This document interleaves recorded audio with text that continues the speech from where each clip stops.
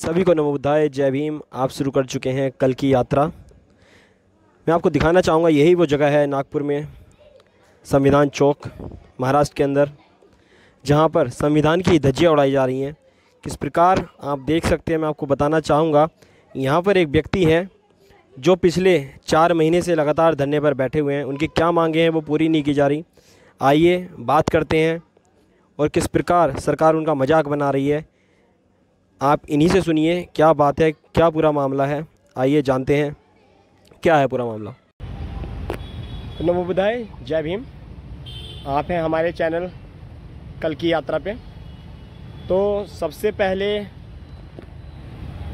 आप अपना परिचय दें दर्शकों को कि आपका नाम क्या है, क्या आपकी मांग है, किस मांग को आप लेकर यहाँ पर बैठे हैं, और ये जो आपका महाराष्ट्र ग्रामीण बैंक के लिए विरोध है, क्या वजह है। इतना समय आपको हो गया है, लगभग 3 महीने, और अभी आपने बताया कि 28 तारीख को 4 महीने आपके पूरे होने वाले हैं। सरकार आपकी बात नहीं सुन रही है, जो बैंक है वो आपकी बात नहीं सुन रहा है। क्या आपकी मांग है, ऐसा क्या आप चाहते हैं सरकार से और बैंक से अपने?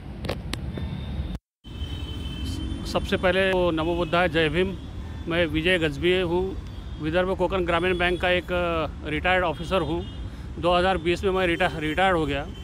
उसके पहले बैंक ने मुझे कुछ बोगस चार्जशीट दी, जिसमें पहले 14 लाख, 14.5 लाख की दी, और उसके बाद में उसको रिड्यूस किया, 7 लाख किया, जिसमें मेरा कोई दोष नहीं है। दूसरों को बचाने के लिए मेरा बड़ी लिया गया।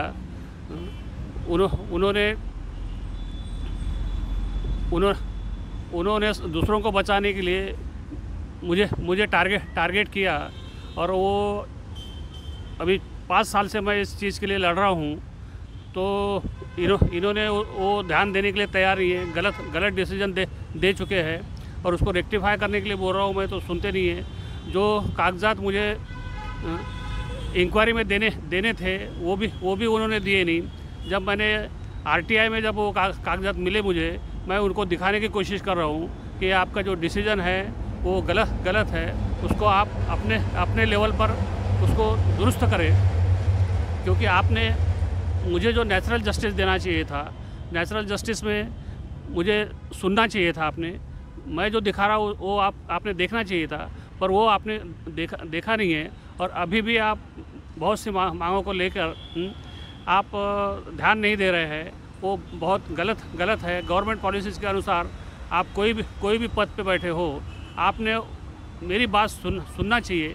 ये नेचुरल जस्टिस का एक प्रिंसिपल है, जिसमें अभी मैं जब से स्टार्टिंग से नौकरी में लगा हूँ, तब से आपने मुझे बैंक ने मुझे प्रमोशन से वंचित रखा, मेरे कुछ आर्थिक नुकसान किया। अभी जाते जाते मुझे 10 करोड़ की एक चार्जशीट थमा दिए, और अभी 4 साल के बाद बोल रहे हैं कि वो वापस लिए। इसका मतलब जो अभी तक जो चार्जशीट या पनिशमेंट जो मुझे हुई है वो आपने जानबूझ के दी है। मैं शेड्यूल कास्ट में आता हूँ, और बैंक की जो वेलफेयर एसोसिएशन है, SC ST OBC की जो वेलफेयर एसोसिएशन, उसका मैं प्रेसिडेंट और सेक्रेटरी रह चुका हूँ। आप सबको मालूम है कि मैं SC क्लास से बिलोंग करता हूँ, और फिर भी आपने मुझे डराने के लिए और मेरे संगठन को, मेरे पदाधिकारी को और कर्मचारियों को डराने के लिए आपने जानबूझकर मुझे फंसाया है। उसको आप जल्दी से जल्दी रेक्टिफाई करें। अभी 28 तारीख को 4 महीने होने वाले हैं, तो आप जल्दी से जल्दी मुझे यहाँ से मुक्त करें, ये आपसे विनती करता हूँ। तो अभी आपको क्या उम्मीद है कि अभी कब तक आपको न्याय मिलेगा? और जो आप ये 10 करोड़ की बात कर रहे हैं, इसका एक बार फिर से समझाइए कि 10 करोड़ की बात क्या है, और ये जो आपने 7 लाख का अमाउंट बताया है वो क्या है। ये जो, और ये बैंक आपका जो 3 महीने आपको बैठे हुए हो गए, 4 महीने अभी आपके पूरे होने वाले हैं, तो क्यों बैंक आपको न्याय नहीं दे रहा? और कानूनी लड़ाई भी आप लड़ रहे हैं, तो क्या थोड़ी भी शर्म बैंक को नहीं है, गवर्नमेंट को? आप 3 महीने से यहाँ पे बैठे हुए हैं, एक आदमी अकेला 3 महीने डेली आ रहा है और बैठ रहा है। तो क्या आपकी मांग लोगों तक पहुँच रही है, या अभी आपकी मांग लोगों तक नहीं पहुँच पा रही है? क्या बैंक को पता भी है कि आप आंदोलन में बैठे हैं, धरना कर रहे हैं यहाँ पर? बैंक को सब पता, पूरा करस्पॉन्डेंस है। 5 साल से सब बैंक के जो कार्यालय है, विभिन्न कार्यालय जो है, उसके जो मुख्य कार्यालय है, या गवर्नमेंट ऑफ इंडिया के जो ऑफिस है, नाबार्ड है, बैंक ऑफ इंडिया है, बैंक ऑफ महाराष्ट्र है, DFS है, RBI है, ये जो बैंक के जो ऑफिसेस है, इन सब से मैं संपर्क में हूँ। और जहाँ जो जिसने बीमा कंपनी ने जो क्लेम डिक्लाइन किया था, एग्रीकल्चर इंश्योरेंस कंपनी, उससे भी मैंने करस्पॉन्डेंस किया है। जबकि मैं पूरे 5 साल से इस चीज़ के लिए लड़ रहा हूँ, भाई मेरा कोई दोष ना होते हुए भी इंश्योरेंस कंपनी ने जो बैंक को पेनल्टी रखी है, बैंक से पेनल्टी वसूल करने के लिए बोला है, तो ये बैंक वालों ने उल्टा ब्रांच से वसूल करने का ये बनाया है और उसमें मुझे टारगेट किया गया है। जबकि मैंने जो रिक्वायर्ड डॉक्यूमेंट्स थे वो सब भेज दिए थे, इंश्योरेंस का प्रीमियम भी भेज दिया था और वो जो रिक्वायर्ड जो कागजात थे वो मेल के द्वारा भेज दिया था। वो तो पहले मिले नहीं, ऐसा पूरा इंक्वायरी में बोला है। और जब मैं आरटीआई में जब बात किया, आरटीआई में जब रिकॉर्ड मांगा तो मिला हुआ है ऐसा बोला। और उससे ये पता चलता है कि ये जानबूझ के मुझे सिर्फ टारगेट कर रहे हैं। और इसके तरफ पहले भी जो मैनेजमेंट जो था, बैंक का मैनेजमेंट, उसने ध्यान देना चाहिए था बारकाई से कि एक्चुअल में क्या हुआ है। जो बीमा कंपनी ने जो पेनल्टी लगाई है वो बैंक के ऊपर लगाई है, क्योंकि बैंक ने जो पहले जो 1,77,000 जो प्रीमियम था वो बराबर भेजा गया है। दूसरा जो प्रीमियम था एक्सटेंडेड पीरियड के लिए 80,000, वो बैंक ने भेजा नहीं है। इसके लिए कंपनी ने उसको पेनल्टी लगाई है। और ये वो गलती, आपकी गलती मेरे ऊपर थोप रहे हैं, जबकि मैंने सब काम बराबर किया था। और मेरे से पहले 14 लाख की पनिशमेंट दी थी, 14.5 लाख की, और अभी उसको कम किया करके दिखाकर 7 लाख किया। और मैंने लीना इंटरव्यू लिया, मैं आपसे हमदर्दी दिखाया, नेशनल जस्टिस किया, ऐसा बोल रहे हैं। जबकि नेशनल जस्टिस कब होता है कि जब गुनाह नहीं है, वो गुनाहगार को पूरी तरह से छोड़ देना चाहिए। वैसे ये 10 करोड़ का जो मामला है, वो मैं बुल्ढाना ब्रांच में जब कार्यरत था तो वहाँ पर एक नया ऑफिसर वहाँ बदल के आया है, सोलापुर से आया था और वो आके उसके गलत तरीके से सोलापुर से बुल्ढाना 350 किलोमीटर ट्रांसफ़र की थी। उसको रिटायरमेंट के लिए 1 साल का अवधि बाकी था। उसके वजह से वो आया और वहाँ से चला गया, जो ब्रांच को न बोलते हुए चला गया। उसके टेन्योर के कुछ कागजात इन्होंने निकाले, उसमें से कुछ केसेस लॉस्ट हो गए करके बोले, गुम हो गए। तो ऐसा कुछ भी नहीं था। ऐसे वो जब सब बोगस चार्जेस लगाए और उसका चार्ज वो मुझ पे लगाया, जो मैंने दूसरे ब्रांचेस पे शेड्यूल कास्ट के लोगों को, ओबीसी के लोगों को फाइनेंस किया था, उसमें कुछ गलतियाँ निकाला जानबूझकर।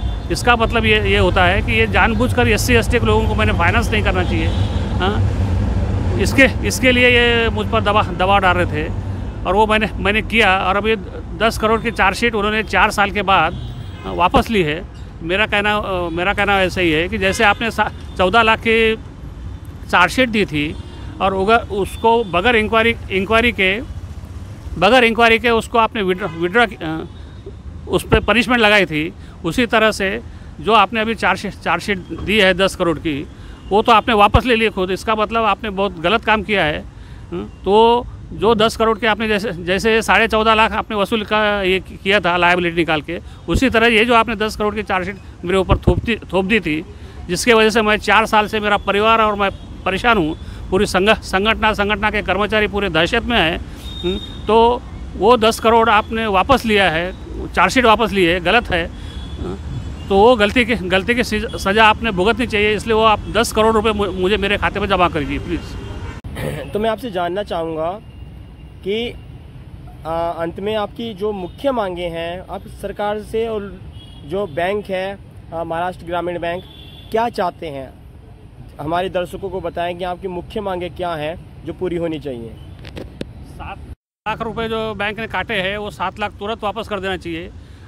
2-2.5 साल उन्होंने जो पैसे दिए नहीं, मेरे रिटायरमेंट का बेनिफिट दिया नहीं, और एजुकेशन लोन पर 3,12,000 ब्याज लगाया ज़्यादा का, वो वापस करना चाहिए। 1 लाख मेरा मेडिकल का क्लेम है, एक टीए बिल है, मुझे यहाँ प्रमोशन दिया नहीं गया है। और ये जो 7 लाख है, 7 लाख तुरंत वापस कर देनी चाहिए। और 10 करोड़ की जो बोगस चार्जशीट इन्होंने दी थी वो वापस देना चाहिए। 10 करोड़ की वापस लिए चार्जशीट, तो उसकी पेनल्टी मुझे देना चाहिए। और जो खर्चा जो हुआ, कोर्ट का एक्सपेंसेस और जो एक्सपेंसेस हुआ, वो मुझे वापस करना चाहिए, ऐसी मेरी मांग है। बहुत बहुत साधुवाद आपका। ये बात आपकी लोगों तक पहुंचेगी और आपको कोशिश होगी कि लोग आपके लिए आवाज़ उठाएं, जल्द से जल्द आपको न्याय मिले।